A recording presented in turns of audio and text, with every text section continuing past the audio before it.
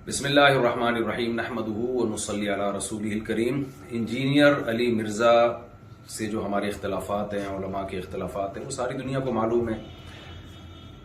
जनाब इंजीनियर अली मिर्ज़ा के नज़रियात से हम मुत्तफ़िक़ नहीं हैं। मैं जेहलम भी गया इसी सिलसिले में, लेकिन जब तक दलाइल का जवाब दलाइल से चल रहा था मामला ठीक था। अब एक फतवा आया है सामने जो बड़ा फैलाया जा रहा है। एक मौलाना साहब की तरफ से फतवा दिया गया कि जी इंजीनियर साहब का कत्ल जायज़ है।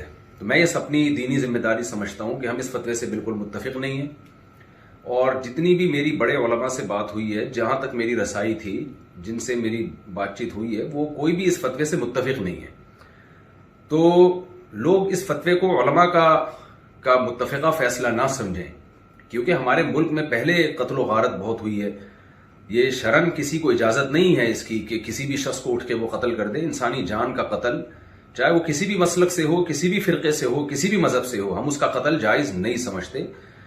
पाकिस्तान में कानून बना हुआ है कि कोई भी साहब कराम की बेअदबी करता है या गुस्ताखी करता है तो कानून बना हुआ है। तो ये सुप्रीम कोर्ट का काम है, हाई कोर्ट का काम है, जज का काम है कि वो ये फैसला करे कि कौन गुस्ताख है और कौन गुस्ताख नहीं है, और उस बेस पे जो भी पाकिस्तान का लॉ है, कानून है, वो नाफिज होना चाहिए। लेकिन ये जो एक फतवा दिया गया है कि जी उठ के कत्ल कर दिया जाए, ये बिल्कुल ठीक नहीं है। मेरे 20 इख्तलाफात हैं इंजीनियर अली मिर्ज़ा से। मेरे क्या, अहले सुन्नत वल जमात के उलमा इंजीनियर अली मिर्ज़ा के अकायद को दुरुस्त नहीं समझते, लेकिन कत्ल गारत के फतवे देना, इंसानी जान गैर महफूज हो जाए हमारे मुल्क में, ये बिल्कुल जायज़ नहीं है। हम इसकी पुरजोर मजम्मत करते हैं और इसको उलमा का फतवा ना समझा जाए। ऐसा ना हो कल कोई सरफिरा उठे और किसी इंसान को कत्ल कर दे गुस्ताखी की बेस पे, बेअदबी की बेस पे, तो ये बिल्कुल गलत है। हम इसकी भरपूर तरीके से मजम्मत करते हैं, और उलमा भी, जहां तक मेरी रसाई उलमा से हुई है, वो भी इस अमल को जायज नहीं समझते। तो मुल्क में अमन की कोशिश करें और दलाइल की दुनिया में रह के ही बात की जाएगी।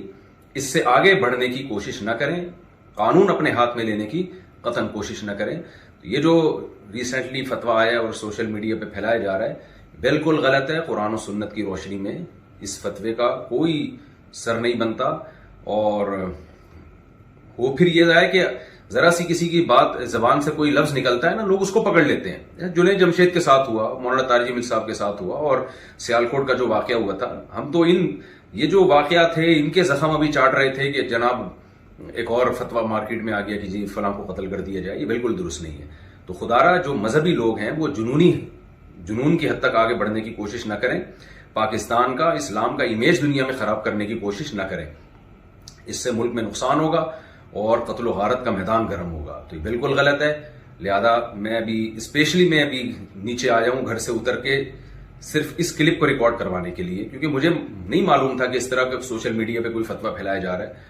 तो दीगर उलमा से भी मेरा मशवरा हुआ, तो सबका यही मशवरा था कि हमें फौरन इसके खिलाफ एक बयान रिकॉर्ड करवाना चाहिए, इस फतवे के खिलाफ, कि ये उलमा का फैसला हरगिज नहीं है, ना कुरान का है, ना हदीस का है, और ना उलमा का फैसला है।